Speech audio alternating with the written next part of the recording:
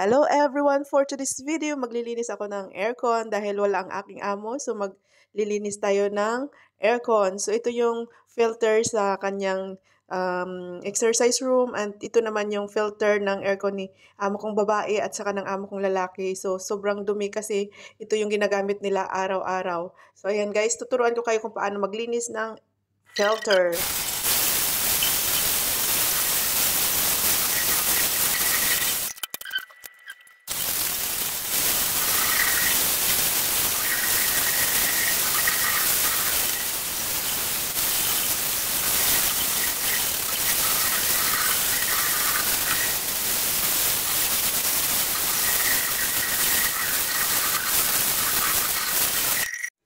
After washing guys, ay i-drain muna natin ng konti para hindi masyadong basa.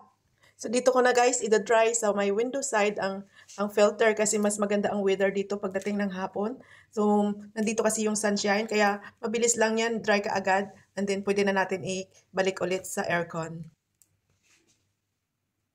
Okay tayo dito guys.